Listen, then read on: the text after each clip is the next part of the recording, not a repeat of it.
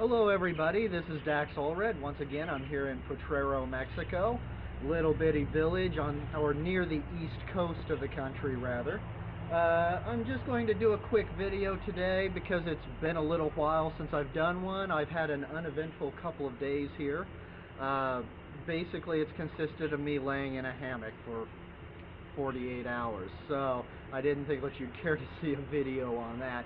But I decided to just start up the camera and film something, and so I guess I'm going to discuss something that's pretty common regarding Mexico, which would be the dollar to peso exchange and the water. First of all, let's start off with the pesos. First of all, when you're going to Mexico, you need to hop online and find out what the current peso to US dollar exchange rate is, because it changes every day. When I came here, it was about 18 pesos to $1, which for people in the US, that's a really good exchange rate. It's not so good for people in Mexico because it means that their economy's in the toilet. But for those of us in the US coming to Mexico, 18 to $1 is a pretty good exchange rate. Now, one thing you've got to keep in mind is that is not what you're going to get out of your dollars when you come here. It's because you've got all these exchange companies. They have to make a profit. They have to make some money too. So instead of giving you the full 18 pesos to $1 exchange, they gave me something more like 14, which is still pretty good, 14 pesos to $1 US. But that's what they gave me so that they would have some sort of a profit margin in the exchange process.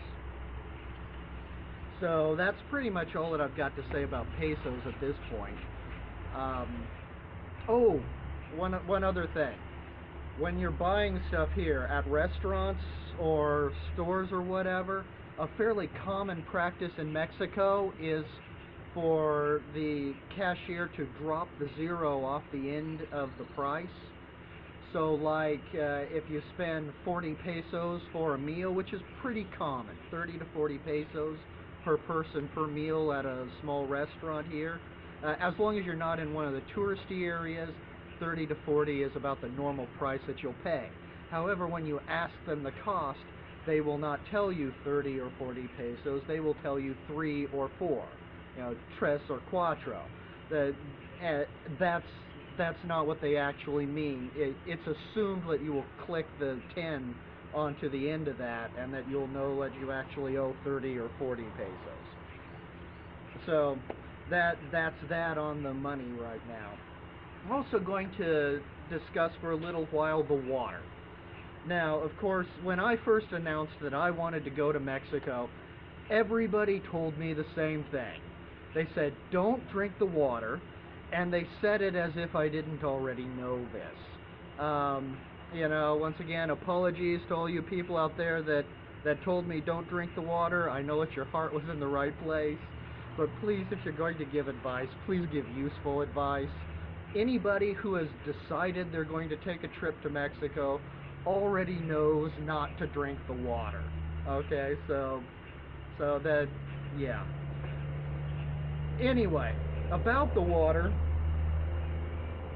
you'll see this all over the place.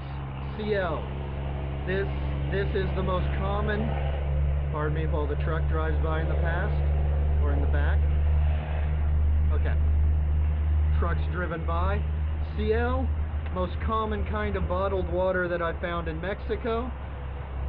It is considered to be the safest water to drink. It's bottled by Coca-Cola Bottling Company, so this is literally the Dasani of Mexico.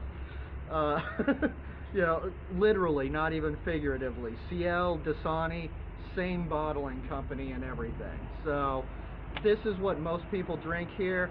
When I came here, I bought a full case of bottles this size for about 140 pesos, I think, but that was a price quoted to me by the guy at the store, so don't expect that to be a typical price. That case lasted me about a week, and that's just me, one person. But one thing I found after being here a while you can get one of these for about $1 US. This is also CL. CL also bottled this container, and of course this one's almost done. I'm about ready for a new one.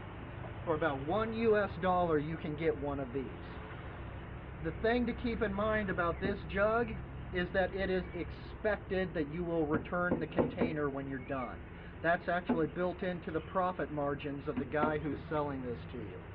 So if you were to buy one of these and hop to the next town, you are literally screwing the guy you bought this from out of some of his profit margin. So I ask that you only go with this container of water if you're going to be in the area long enough to return it when you're done. But yeah, it's expected that you're going to return this container. Another Jake braking truck in the background. And that reminds me of one last thing. Whenever you pick up a bottle of anything in this country, I found this on a lot of Coca-Cola bottles. Some of the bottles are marked returnable and others aren't. Got another truck passing by.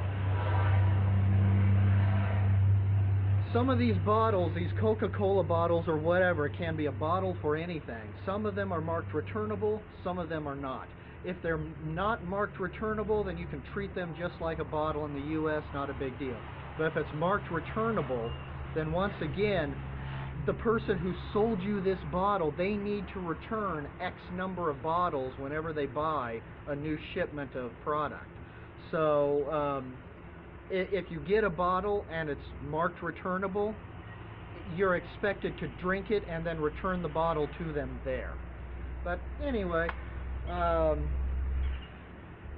that's about all that I've got right now. I know it's kind of a weird, quirky video. I just wanted to throw something out there because it has been a few days since I've recorded anything.